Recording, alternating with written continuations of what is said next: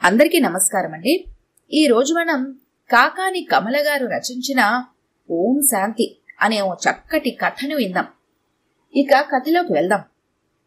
మీకు నమస్కారం. జీవితంలో మీ నీడను కూడా ఎప్పుడూ చూడకూడదని, చూసినా మాట్లాడకూడదని నేను నిర్ణయించుకున్నాను. కానీ తిరిగి ఇలాంటి ఉత్తరం రాయాల్సి వచ్చినందుకు ఎంతగానో చింతిస్తున్నాను. మీరు చట్ట ప్రకారం నాకు ఏనాడైతే విడాకులు ఇచ్చారో ఆనాడే మన మధ్య బంధం తెగిపోయింది కదా. ఆ క్షణం నుంచి మీరెవరో నేనెవరో, నేనంటే మీకు అసహ్యం అని, నా ముఖం చూడటం కూడా మీకు ఇష్టం లేదని, నన్ను చేసుకొని మీరు సుఖపడింది ఏదీ లేదని, మిమ్మల్ని మా వాళ్లు మోసం చేసి నన్ను అంటగట్టారని, నా క్యారెక్టర్ మంచిది కాదని, ఇలాగ ఎన్నో ఆనాడు నా గురించి కోర్టులో 10 మంది ఎదుట చెప్పారు. ఆ క్షణంలోనే నా అభిమానం చచ్చిపోయింది, నా మనసు విరిగిపోయింది. మీ గురించి ఎంతో ఏహ్యభావం ఏర్పడిపోయింది. సరిగ్గా ఆ క్షణంలోనే నిర్ణయించుకున్నాను, జీవితంలోకి ఎన్నడూ మీ ముఖం చూడకూడదని. గత 6 సంవత్సరాలు అలానే గడిచాయి. కానీ ఈ మధ్య కొన్ని రోజుల నుంచి మీరు అదే పనిగా నన్ను నీడలా వెంటాడుతున్నారు. ఎన్నో రకాలుగా నన్ను హాంట్ చేస్తున్నారు. మన పాత రోజుల్ని గుర్తుకు తెస్తున్నారు. పెళ్లి, పవిత్రత అంటూ ఉపన్యాసాలు ఇస్తున్నారు. నేను తిరిగి మర్యాదగా మీ దగ్గరికి రాకపోతే నా గురించి చెడుగా ప్రచారం చేస్తానని, మోహన్కి నాపై మనసు విరిచి నీ బ్రతుకు నాశనం చేస్తానని బెదిరిస్తున్నారు. కానీ నేను అప్పటి పల్లెటూరి పిరికి శాంతని కాదు. మీరు కళ్ళెర చేస్తే బెదిరిపోయే బేలత్వం ఇప్పుడు నాలో లేదు. ఇప్పుడు నేను డాక్టర్ శాంతిని, పరిణితి చెందిన యువతిని. పైగా మోహన్ మీలా సంకుచితుడు, ఎవరు ఏది చెప్తే అది నమ్మే అవివేకి అసలే కాదు. ఇన్నాళ్ళు మీరు నన్ను మర్చిపోలేదని, నా గురించి దూరం అయ్యాక మీరు సుఖపడింది ఏదీ లేదని అన్నారు. నాకు నవ్వు వస్తోంది. మరి అదే నిజమైతే, మీకు నా మీద అంత ప్రేమే ఉంటే మరి నాకు విడాకులు ఎందుకు ఇచ్చారు? అప్పట్లో మీ గర్ల్ ఫ్రెండ్ మీకు మందు పెట్టారని, దాని ప్రభావమే అప్పటి మీ దుర్వర్తనకి కారణమని అంటున్నారు. డబ్బు కోసం ప్రేమ నటించి మందు పెట్టే గర్ల్ ఫ్రెండ్స్ ఎప్పుడూ ఏవేళ అన్ని చోట్ల అన్ని కాలాల్లోనూ ఉంటారు. ఆ మందు ప్రభావానికి లోను కానివాడే అసలైన మగవాడు, ధీరుడు. కాని మీరు అల్పులు, దుర్బరులు. క్షణిక ఆనందం కోసం, తుచ్చమైన శారీరక అవసరాల కోసం మత్తుకి బానిసై తాళికట్టిన భార్యనే ఎగతాళి చేశారు. రేపు మళ్లీ ఇంకొక గర్ల్ ఫ్రెండ్ మత్తు పెట్టదని గ్యారంటీ ఏమిటి? అసలు పెళ్ళై భార్య ఉన్న మనిషి ఇంటికి వచ్చాక ఇంకా మరో స్త్రీ ఎందుకు? భార్య అంటే మీ దృష్టిలో కీ ఇస్తే ఆడే ఆటబొమ్మ అనుకుంటున్నారు కదా. కాని ఆడదంటే నా దృష్టిలో ఆత్మాభిమానం గల అమ్మాయి. ఆమె సున్నితమైన అభిమానం దెబ్బతిన్ననాడు స్త్రీ భర్తనే కాదు, ఈ సర్వ ప్రపంచాన్ని ఎదురిస్తుంది. అప్పుడు వద్దని నన్ను వెళ్లగొట్టారు, ఇప్పుడు తిరిగి రమ్మంటున్నారు. మీరు చీ అంటే పోవటానికి, రా అంటే రావటానికి నేను మీ పెంపుడు కుక్కని అనుకుంటున్నారా? నేను మామూలుగా ఉన్నానన్నారు, నాకు నాజూకుతనం లేదు అన్నారు. నేను పెద్దగా చదువుకోలేదని, చక్కగా ఇంగ్లీష్ మాట్లాడలేనని గేలి చేశారు. మీకోసం మీ ఫ్రెండ్స్ వస్తే తలుపు చాటు నుంచి ముసలమ్మలా జవాబిస్తానన్నారు. మీతో పనిచేసే మీ లేడీ టైపిస్టు తెయ్యగా ఉంటుంది అన్నారు. మా పక్క సెక్షన్లో పనిచేసే స్టెనో స్టైల్గా మేకప్ వేసుకుంటుంది అన్నారు. మంచి ఇంగ్లీష్ మాట్లాడుతుందని, అందంగా ఉంటుందని పొగిడారు. నన్ను అడుగు అడుగున వాళ్ళందరితో పోల్చి హేళన చేసేవారు. నేను మొద్దురా చెప్పనన్నారు. ఫ్యాషన్స్ తెలియవు అన్నారు. ఎప్పుడూ జిడ్డూడుతూ పనిలో ఉంటాను అన్నారు. అవన్నీ నిజమే కావచ్చు. కానీ భర్తగా నా కోసం మీరు ఏం చేశారు? నన్ను ఎప్పుడైనా మీతో సరదాగా 4 చోట్లకి తీసుకువెళ్లారా?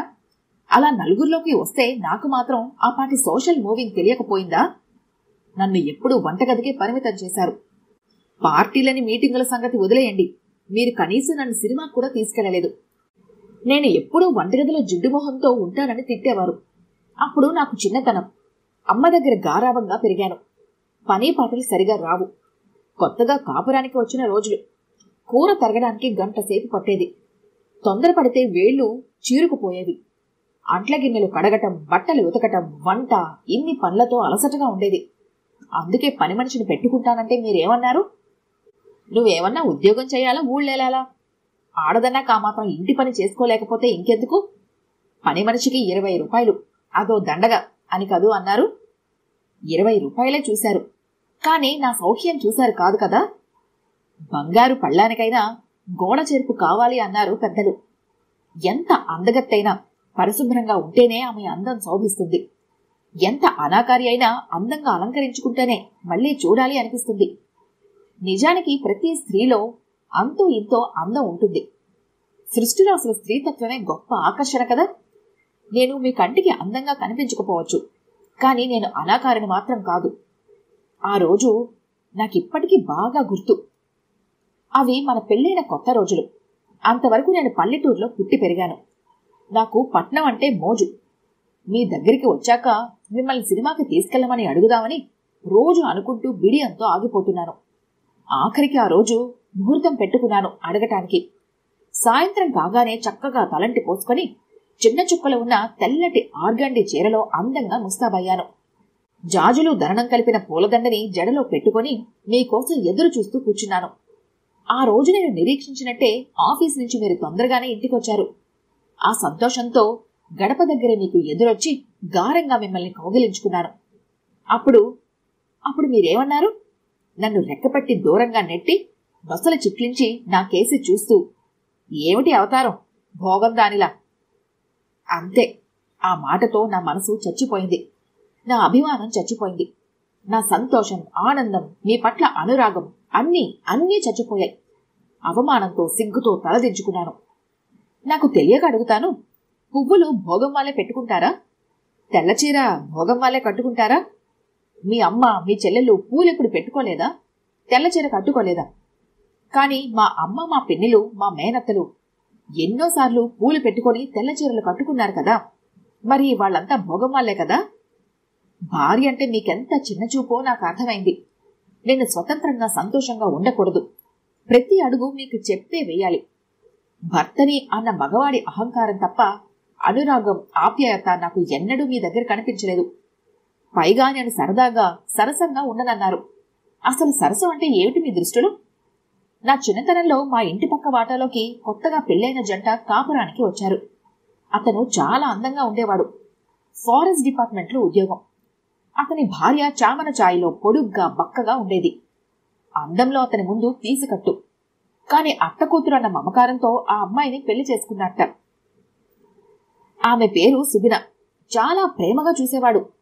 ఆవిడ రోజు సాయంత్రం కాగానే స్నానం చేసి ఇస్త్రీ చీర కట్టుకుని తలనిండా పూలు పెట్టుకుని భర్త కోసం ఎదురు చూస్తూ కూర్చునేది. ఆవిడ ఒంటికి ఏం రాసుకునేదో నాకు తెలియదు. కాని చందనం, మొగలి రేకులు, సంపంగులు, సన్నజాజులు ఇలాంటి ఘాటైన మత్తు పరిమళం ఆవిడ నుంచి గుబాలించేది. భర్త రాగానే వీధి తలుపులు పెట్టుకునేవారు. వాళ్ళిద్దరినీ చూస్తే నాకెందుకో చాలా ముచ్చట అనిపించేది. చాలా అన్యోన్యంగా ఉండేవారు. అప్పుడు నాకనిపించేది, నాకు పెళ్ళయ్యాక నేను కూడా అలానే అలంకరించుకొని నా భర్త కోసం ఎదురు చూడాలి, అతని అనురాగాన్ని పొందాలి అని. నాలోని ఆ ప్రగాఢమైన కోరికకి ఆ రోజు రూపకల్పన చేశాను. ఒక విధమైన ఆపేక్షతో, ఉద్వేగంతో మిమ్మల్ని కౌగిలించుకున్నాను. కాని మీరు నా హృదయంలో కంటకాల్ని గుచ్చారు. సరిగ్గా అదే క్షణంలో నిర్ణయించుకున్నాను, ఇంకెప్పుడు మీకోసం అందంగా, ప్రత్యేకంగా అలంకరించుకోకూడదు అని. మీ రాక కోసం అసలే ఎదురు చూడకూడదని. ఏమాత్రం రసకత తెలిసిన మగవాడైనా భార్య కోసం చిన్న చిన్న కానుకలు తెస్తాడు. చీరలు, అలంకరణ సామగ్రి, పూలు, సెంట్సు ఇలా. కాని మీరు నా కోసం ఎప్పుడైనా చిన్న కానుక తీసుకొచ్చారా? లేదు. అయినా ఉన్నంతలో నాకుగా నేను మీకోసం చక్కగా అందంగా అలంకరించుకున్నాను. ఆ అందాన్ని ఆస్వాదించడం కూడా మీకు చేత కాలేదు. అయితే ఆ తరువాత నాకు తెలిసింది, నా పట్ల మీ నిర్లక్ష్యానికి, దురుసు ప్రవర్తనకి కారణం మీరు అప్పటికే దుర్వ్యసనాలకి బానిసయ్యారని, పరస్త్రీ వ్యామోహంలో చిక్కుకున్నారని, ఆ దారి నుంచి మిమ్మల్ని మళ్లించడానికే పెళ్లి చేశారు అని. మీ పెద్దలు మన పెళ్లైతే జరిపించారు, కాని మీ చేత భార్యని ప్రేమించేలా మాత్రం చేయలేకపోయారు. ఆఖరికి మనకు పెళ్లైన 2 ఏళ్లకే మీరు నాకు విడాకులిచ్చేశారు. అప్పుడు నా వయసంతని? 18 సంవత్సరాలు. నేను పల్లెటూరు దాన్నని, నా వల్ల మీకు సుఖం లేదని, నా చరిత్ర మంచిది కాదని నా మీద అన్యాయంగా అభాండాలు సృష్టించారు. నేను మీ కాళ్లు పట్టుకున్నాను. కన్నీటితో మీ పాదాలు అభిషేకం చేశాను. మీ ఇంట్లో పని మనిషిగా నేను బ్రతకనీయమని ప్రాధేయపడ్డాను. అగ్నిసాక్షిగా నేను మీ భార్యనని మెల్లో తాలిబొట్టు చూపించాను. కాలితో బంతిని విసిరినట్టు తన్నారు. హీనంగా నా మెడపట్టి గెంటారు. నా మొహం చూడటానికి మీకు అసహ్యంగా ఉందన్నారు. నేను భోగందానలా అలంకరించుకుంటానని, ఎవరి కోసమో ఎదురు చూస్తానని, నా శీలం మంచిది కాదని నాపై అపవాదాలు మోపారు. కాని నేను అప్పటికి ఇప్పటికీ మంచిదాన్నే. పల్లెటూరి అమాయకత, ఆత్మీయత నా సొత్తు. నేను తెల్లచీర కట్టుకున్నది, మల్లెపూలు పెట్టుకున్నది ఎదురు చూసింది మీకోసమే. ఆ విషయం మీకు తెలుసు. కానీ మీరు మీ ప్రేయసి సోఫియా పాదాలకి దాసోహం అయి ఆమె ఆజ్ఞ మేరకి నాకు విడాకులిచ్చేశారు. అప్పుడు నేను అబలని, మెరుగుపెట్టని వజ్రాన్ని. కాని ఇప్పుడు సబలని. మీ తిరస్కృతితో నాలో అభిమానం తలెత్తింది. ఆ ఓటమిలోంచి గెలుపు సాధించాను. మీరు నన్ను వదిలిపెట్టే నాటికి మా నాన్న చనిపోయాడు. కాని మా చిన్నన్న కొడుకు బద్రీనాథ్ నాకు అన్ని విధాలా అండగా నిలిచి ధైర్యం చెప్పాడు.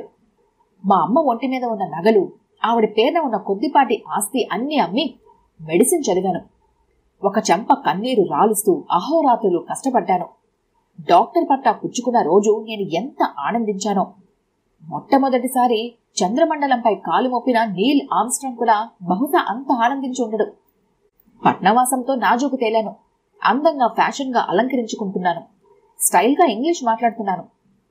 నా తోటి డాక్టర్స్తో సోషల్గా మూవ్ అవుతున్నాను.